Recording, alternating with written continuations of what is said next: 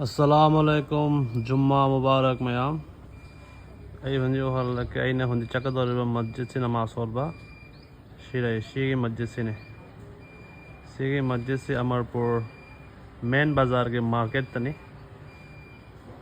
अमरपुर से यामना चावबा sub division town दी नत्ते दसु यामना सुम फजै निंगथौ पालंबा मफमनी अदुना सीगी ममिंग सी निंगथौ अमर मानिकना पालंबनी हायना अमर सागर हायना लेक अमा उनी हुजी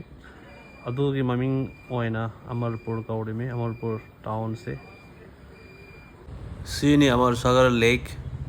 सीगी से हौजिक फिसारी डिपार्टमेंट के अंडर दनी सीगी मनाक्तनी बाजार अदैदी अखोयगी मस्जिद से अफमदे कोयरगा चलगा बाजार के मयाइदनी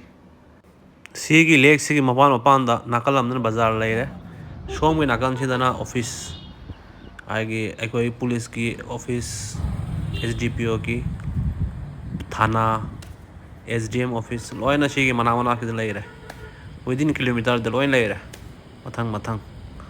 अदोना कम्युनिकेशन तौबा हाइबे चे सेम लापा मीगिसु कोई प्रॉब्लम लेते मथंग ऑफिस लेरमिना सीना मेन मार्केट ने सीगी मार्केट सी मस्जिद की नहीं मस्जिद ना सीगी बड़ा फंगमनी अदोना मस्जिद की फांदा जमा होइबा सिरे लेक के मना के सिरे ये मथा कारगना मस्जिद लेरे ईद मोय हिदा ईद की नमाज सोले है सी महल्ला से हौजिक पुदी मपान मी नता मिनिस्टर और सोल बनी महल्ला की सी बाजार मनाक मी हाना मुस्लिम ने रमद हौजिक लेतरे इम तरे निपान नगाय रहे अदोप महल्ला के मीन लागा मेंटेन तौजरेमी